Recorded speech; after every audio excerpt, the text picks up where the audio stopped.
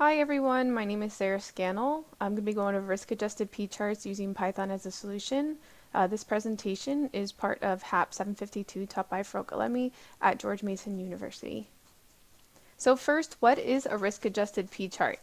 P-charts tell us if observed rates are within historical patterns, whereas risk-adjusted p-charts tell us if observed rates are within expectations given the risk for each observation.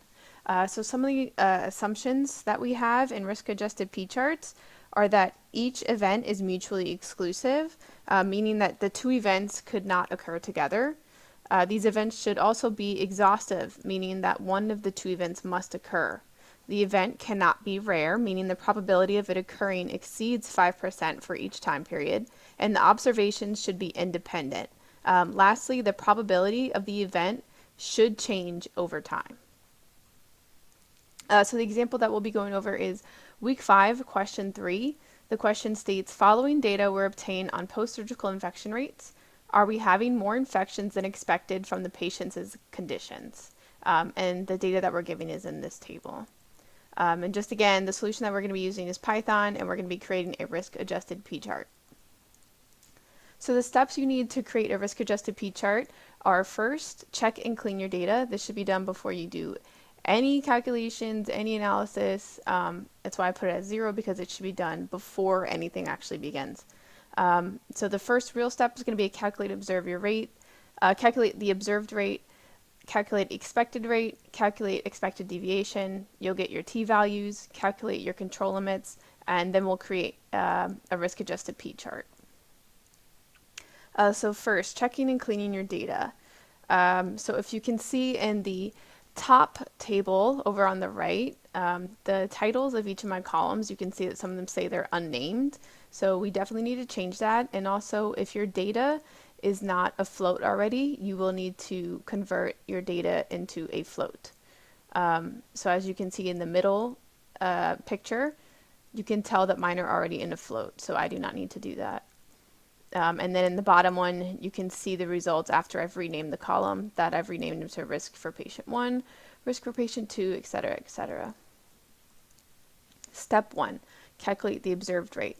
The observed rate is equal to the number of the infected over the number of cases, where the number of cases is the count in each week.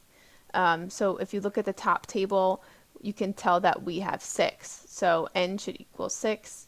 And if you get down to the second row, you see we also have 6, third we have 4, and so on and so on. Next, you'll calculate the expected rate, and the expected rate is the average of each week. So you just add them all up, divide by your count n, and that'll give you the mean.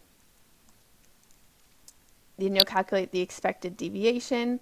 Your expected deviation is the square root of the sum of the product of the risk of each patient multiplied by 1 minus the risk of each patient in each week, divided by n. You first, before you want to do this, want to make sure that you remove any nulls and replace with 0.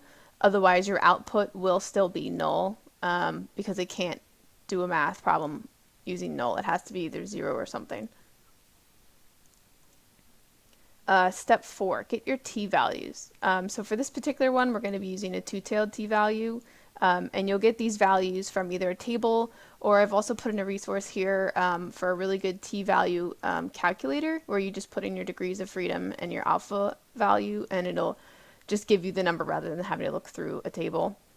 For your degrees of freedom is just equal to the number of cases minus 1, so your n value minus 1, and then we'll just have to insert your t-values into the table for whatever it corresponds to.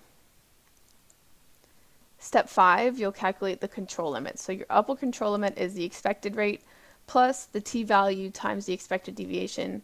The lower control limit is the expected rate minus the t-value times your expected deviation. Keep in mind that any limit that is negative value is changed to 0, as negatives are impossible in probability. And just as negatives are impossible, you can't have a probability that's greater than 1, so any limit that is greater than 1 is changed to just 1. And lastly, we will plot our risk-adjusted p-chart. Just use the ply plot, and you should end up with a table that looks something like this. Make sure that you do have markers on your observation rate, no markers on your control limits.